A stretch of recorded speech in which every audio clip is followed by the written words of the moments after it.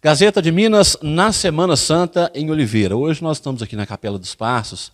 Vamos conversar aqui um pouquinho com o Alisson Silveira Souza, ele que é arquiteto, conhecedor aqui da Semana Santa. Muito obrigado. O Lucas também Muniz está aqui com a gente. Ele que é o presidente da Confraria das Dores e vai conversar um pouquinho com a gente aqui nessa mais uma entrevista da Gazeta de Minas na Semana Santa. A gente começa aqui com o Alisson.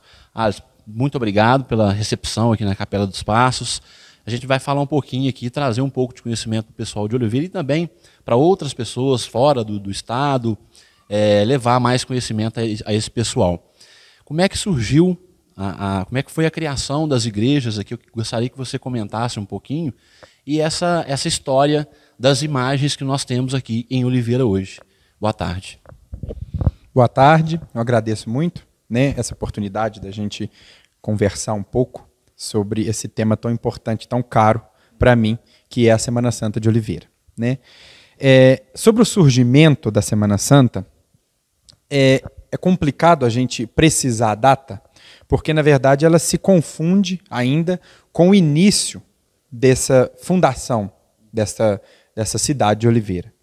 Então, ainda como vila, ainda dependente desta grande comarca do Rio das Mortes, ela pertencia à freguesia de São José del Rei, que é a atual Tiradentes. Então, desde o início dessa colonização mineira, Oliveira já se destaca aí como um ponto de conurbação de pessoas, por ser conhecida como a Picada de Goiás, ela vai ser um ponto de encontro onde as pessoas vão se direcionar para diversas localidades aqui da região, por isso Oliveira, uma cidade um pouco mais central. Então, a gente tem, no final do século XVIII, 1780, 1790, essa construção da primeira matriz de Oliveira, matriz Nossa Senhora de Oliveira. E a partir daí, imagino que já tenha essa celebração da Semana Santa. Claro que de maneira muito simples, muito, talvez, bem popular, porque a gente não tinha uma presença de um padre, não tinha uma presença de alguém que ficasse responsável por Oliveira. Então, na maioria das vezes, o que acontecia aqui é o que a gente chama de desobriga, que seria um padre visitando a cidade, nesse período de Quaresma e Semana Santa, e fazia as pessoas se desobrigarem. O que é isso? É fazer a confissão e fazer a comunhão na Páscoa. A partir daí, a gente tem uma possibilidade de celebração ainda no final do século XVIII, início do século XIX, com imagens antigas, de devoção popular. E aí, essa igreja matriz, ainda primitiva, vai se tornar um lugar central das celebrações, e aí vai criar uma segunda capela, que é essa capela, a Capela dos Passos, que é datada mais ou menos no início de 1801, 1802, a construção dela. Então, essa igreja dos Passos, ela já foi construída para... Então, ela já tinha essa proposta de abrigar as celebrações de Quaresma e Semana Santa. E, muito provavelmente, essas duas igrejas, Matriz e Passos, ficaram aí abrigando essas celebrações por muitos e muitos anos. Então, eram celebrações simples, penso que deveriam, sim, ter algumas procissões, mas a maioria dos eventos eram internos, marcados pela popularidade, então não tinha nada de muito erudito, devido à dificuldade também de contato com esse ambiente de São João del Rei, Tiradentes, que é um ambiente um pouco mais erudito. Então, Oliveira marcado pela popularidade, simplicidade. E aí, isso foi acontecendo e foi crescendo de alguma forma. Então, à medida que a cidade também vai crescendo, essas celebrações vão sendo incrementadas.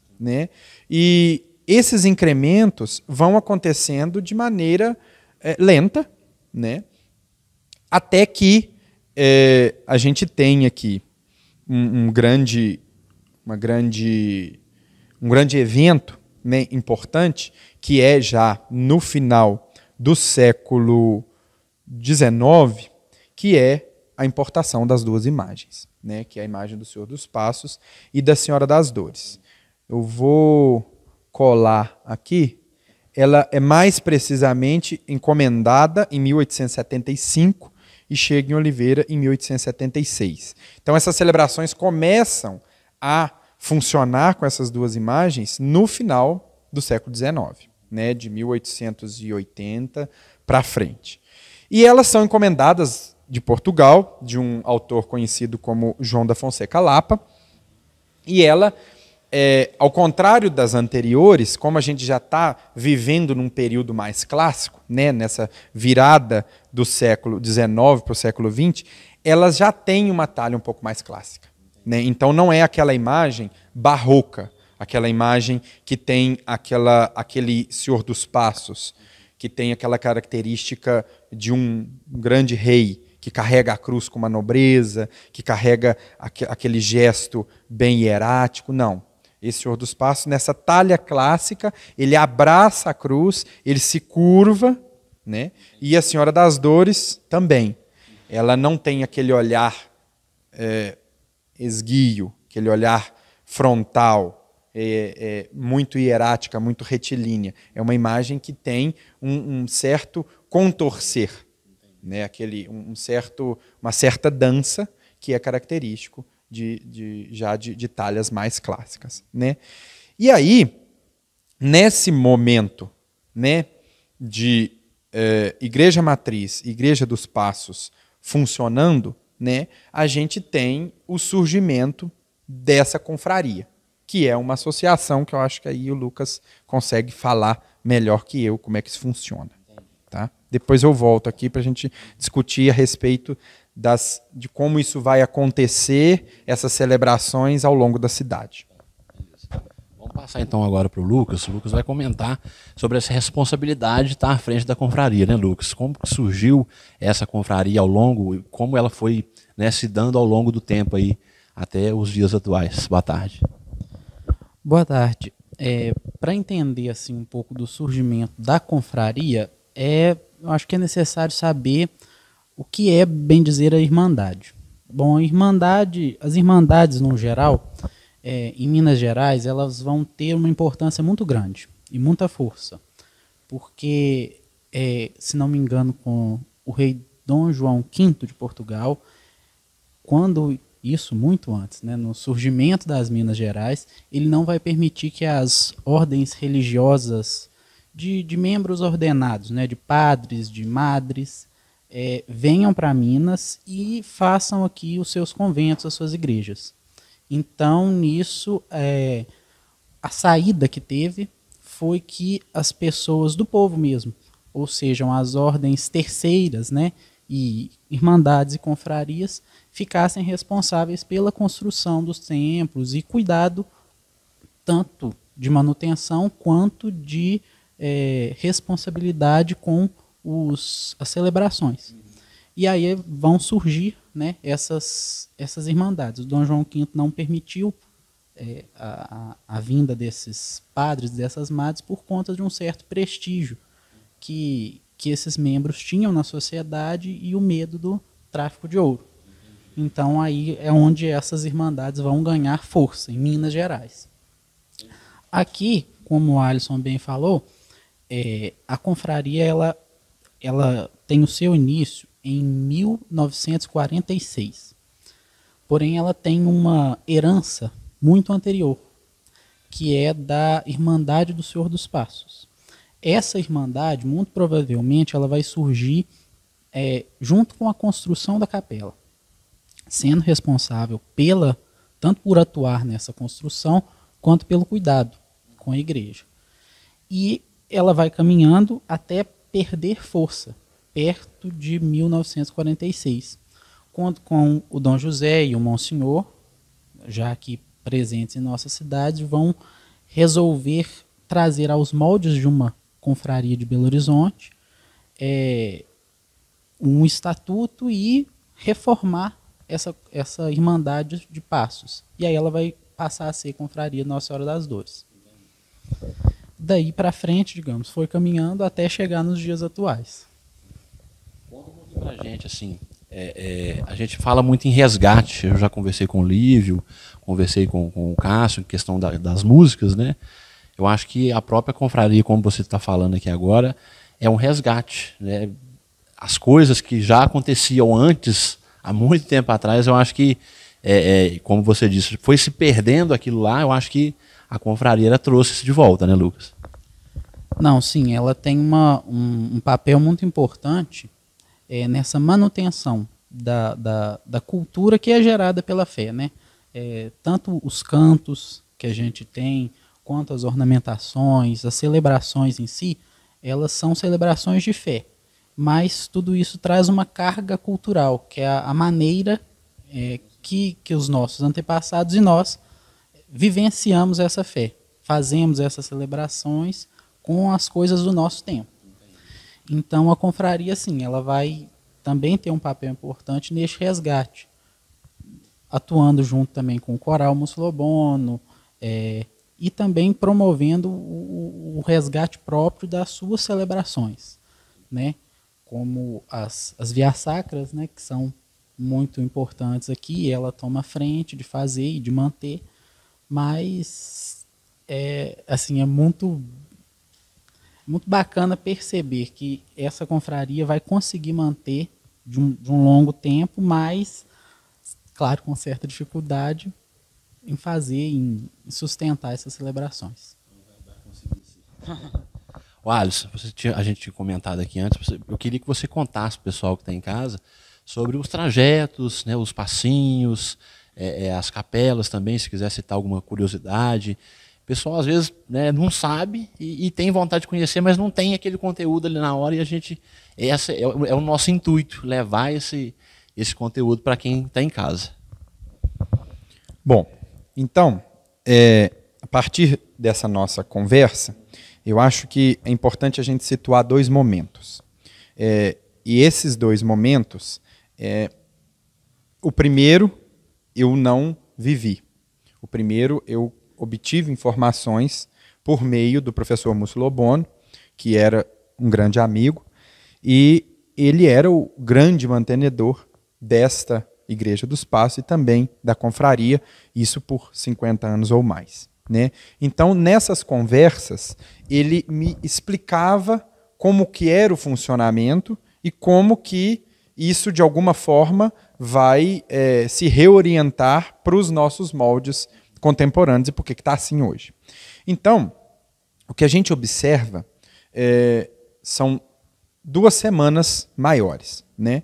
E a Nossa Senhora das Dores, como ela fica abrigada na Igreja dos Passos, e o setenário, né, que é uma celebração em 7 dias, né, por isso setenário, que vai contemplar em cada dia uma das 7 dores de Maria, acontece lá na matriz, a Nossa Senhora precisa subir, né, ela precisa sair dos passos e ir para a Igreja Matriz para acontecer essa celebração nesses 7 dias. E aí, a primeira procissão é essa de translado de Nossa Senhora, e ela acontece atualmente porque a Nossa Senhora fica abrigada na Igreja dos Passos. Antes, ela, né, abrigada na matriz, não acontecia esse translado, porque ela já estava lá e simplesmente começava o setenário, né? E aí, a Nossa Senhora estando na matriz, acontece, né, nesses 7 dias, essas celebrações do setenário, e no sábado há um espaço, uma folga de um dia nas celebrações. Esse espaço seria a procissão que a gente chama de procissão das dores, que é uma procissão que relembra essas 7 dores nos passinhos, que nós vamos ver o que é o passinho, né? E aí, como a Semana Santa ficava com um vazio na quarta-feira, porque acontecia uma outra celebração que a gente chama Ofício de Trevas, que caiu em desuso, foi mudada essa procissão para a quarta, que é a procissão depois da procissão do encontro. Então, pensando nisso, nos moldes atuais, no sábado nós não temos celebrações e o domingo próximo é o domingo da celebração de Ramos e da Paixão do Senhor. A celebração de Ramos, ela tem início na Igreja Matriz, com a bênção dos ramos, e aí tem essa questão que nós já conversamos, né, desse resgate, que foram encontradas as músicas referentes ao Domingo de Ramos. Isso o Lívio sabe falar com muito mais propriedade, né, sobre esse resgate musical, né, e segue até a Igreja Catedral. Né, lá acontece a missa da Paixão do Senhor. No período noturno do domingo, a gente tem a Via Sacra com o Senhor flagelado, que é uma imagem um pouco mais recente, né, uma imagem mais nova, adquirida já pelo professor Múcio, mas que também compõe esse acervo da Igreja dos Passos. Né? E na segunda acontece o depósito de Nossa Senhora das Dores. Esse depósito é uma maneira de fazer o translado da imagem para que ela fique em um determinado ponto e possa, no dia seguinte, que na procissão do encontro, possa ocorrer esse encontro. Né? Então ela sai da Igreja Matriz e vai para a Capela Nossa Senhora das Dores, também conhecida como Capela da Santa Casa de Misericórdia, ou Capela da Misericórdia. Né? E aí ela fica depositada lá da segunda para a terça-feira. Na terça-feira, ela sai e vem ao encontro do Senhor dos Passos na porta da Matriz. O Senhor dos Passos sai da Capela dos Passos, porque já é o lugar de abrigo dele, e sai percorrendo os passinhos. Né? Esse nome passinho, ele é interessante porque vem de passo mesmo, vem de quantidade de passos. É meio longa a história, mas resumidamente, em linhas gerais, é o seguinte. É uma herança portuguesa em que a igreja principal ficava no alto de uma colina chamada Sacromonte, que é, vamos pensar, uma montanha santa, né, para a gente traduzir um pouco para o nosso brasileiro. E nessa montanha santa, até que você chegasse nesse alto da colina onde tem a igreja, existe uma série de escadas, de caminhos. E esses caminhos são contados por passos. Esse passo é uma pequena capela no meio do caminho. Então você dá um determinado número de passos, chega nessa capela. Mais um determinado número de passos, chega na segunda. Mais um determinado número, chega na terceira. Até que no alto do monte tem a principal igreja. Trazendo isso para o Brasil, mais precisamente para Minas Gerais, a gente vai tentar fazer uma leitura desse Sacromonte, pensando que a igreja matriz é a principal igreja. E o que está em volta, o que vai subir, vai acontecer os passinhos. E isso não é privilégio de Oliveira, isso vai acontecer em todas as cidades coloniais mineiras, não necessariamente na montanha, mas esse caminho a se percorrer até chegar na igreja principal é o chamado passinho. Então a gente não tem mais essa contagem de passos, mas a gente herdou o nome. Né? Então o Senhor dos Passos sai daqui e vai percorrendo essas pequenas capelas, onde são cantados os motetos, e nessa capela, que é basicamente um momento de reflexão, estão representadas cenas da paixão. No caso de Oliveira, não necessariamente cenas, mas são imagens da paixão. Então tem imagem do Senhor dos Passos, da Senhora das Dores, do Encontro, da Senhora da Piedade, do Senhor Morto. E isso vai, de alguma forma, fazendo essa reflexão ao longo desse trajeto processional, e no meio acontece o encontro. Né? E esse encontro acontece também por meio de um sermão, que é uma reflexão, né, feita por algum sacerdote, e essa reflexão acontece de maneira a relembrar essa trajetória que a gente chama da Rua da Amargura, que é o encontro do Senhor dos Passos, né, Jesus carregando a cruz, com a Senhora, sua mãe, que a gente chama de Senhora das Dores. Né? E esse encontro em Oliveira acontece na Porta da Matriz. Terminado essa celebração, sai para o segundo giro dessa procissão, que é o término da visitação desses passinhos, no caso de Oliveira, né, tem mais 2 passinhos até que se adentre a matriz, Nossa Senhora de Oliveira, e lá acontece o Calvário, né, que é a representação de Jesus preso na cruz com os 2 ladrões e a Nossa Senhora das Dores aos pés do Calvário. E esse momento, terminado esse momento, o Senhor dos Passos fica guardado na igreja matriz para que ele desça na sexta-feira de manhã, sexta-feira da Paixão, e Nossa Senhora desce ainda na terça para a Capela dos Passos, para ela sair na procissão de Dores, na quarta-feira, né? E aí, eu acho que uma outra coisa importante é a gente falar dessa presença feminina na Irmandade, né? Da Confraria Senhora das Dores. E aí o Lucas pode orientar nós também como é que funciona essa presença feminina e como que funciona também esses movimentos, essas trocas, esses movimentos de roupas e como que isso acontece na nossa Semana Santa. Então vamos lá, Lucas, vamos passar para você agora como que é feita essa organização da confraria, quantas pessoas hoje atuam na confraria, deve ser muita gente, né?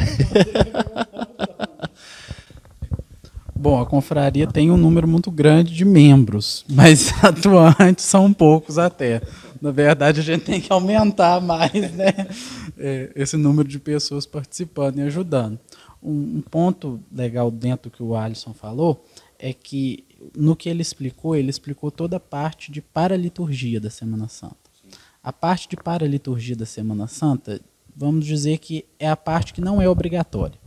Porque a parte litúrgica da Semana Santa é o que tem na Igreja Católica do mundo inteiro, e isso é feito, digamos, cada lugar com a sua peculiaridade, porém é feito em todo lugar, obrigatório.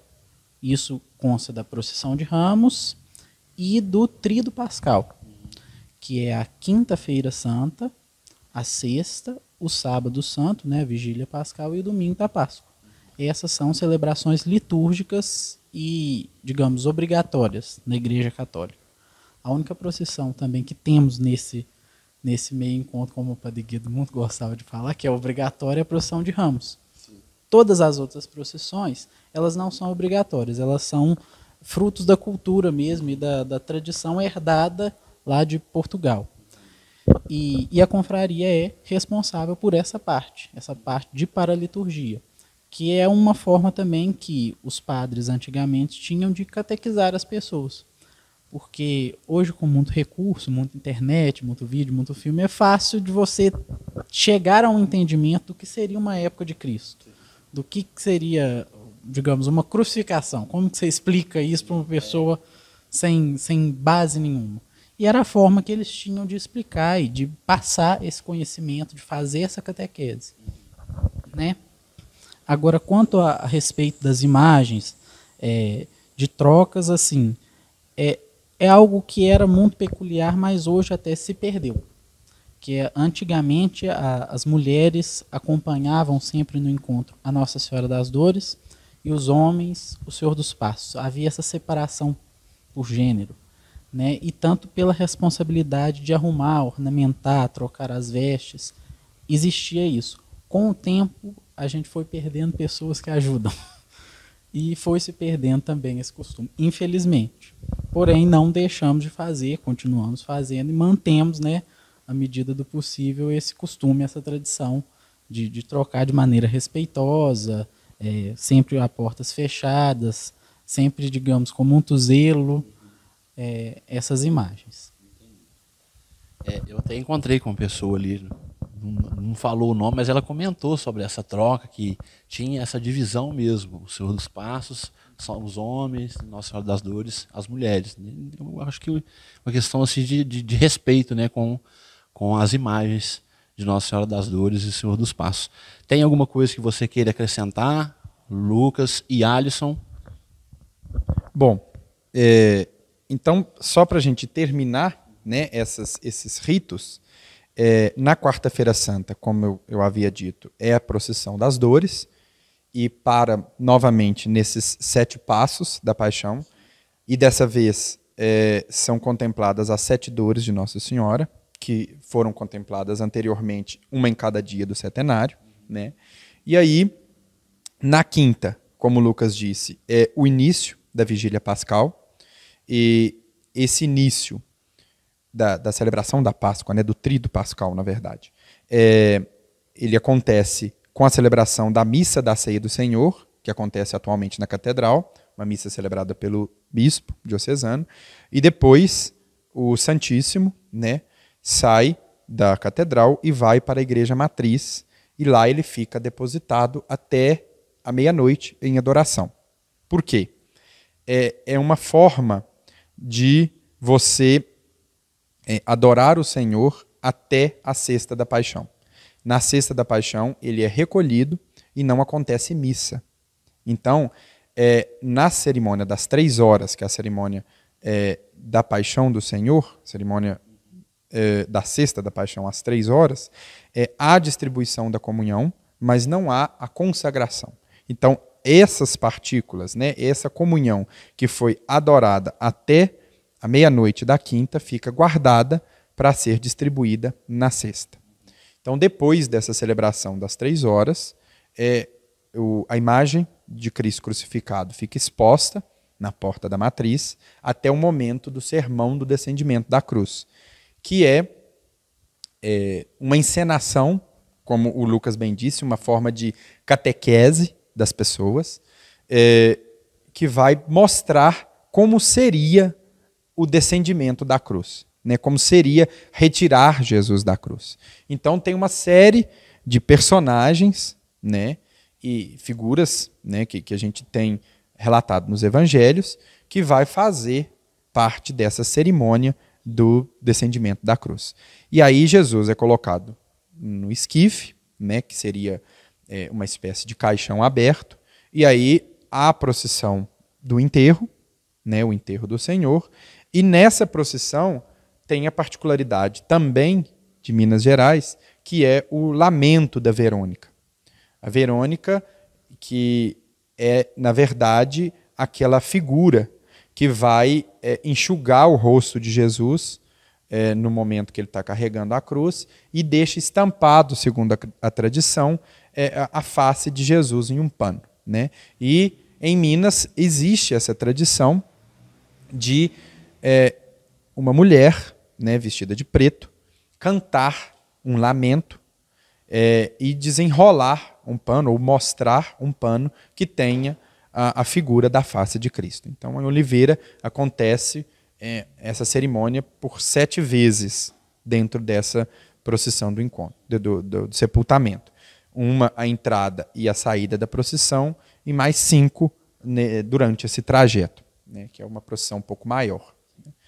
Terminada o sepultamento do Senhor, que acontece na matriz, né, na chegada da procissão, o sábado santo temos a cerimônia da vigília pascal, né, que é já o anúncio da Páscoa, né, a partir do sábado à noite já é Páscoa. Então, esse sábado, após o canto do Aleluia, né, então a gente chama inclusive o sábado de Aleluia, porque existe dentro da cerimônia um canto do Aleluia solene, e ele anuncia essa Páscoa que vai se prolongar por todo o domingo e por todos os 8 próximos dias. Por isso que a gente vai chamar isso de oitava da Páscoa, né? Então esses 8 próximos dias também são considerados como se fosse um único dia da Páscoa, devido à importância desse dia para a religião católica.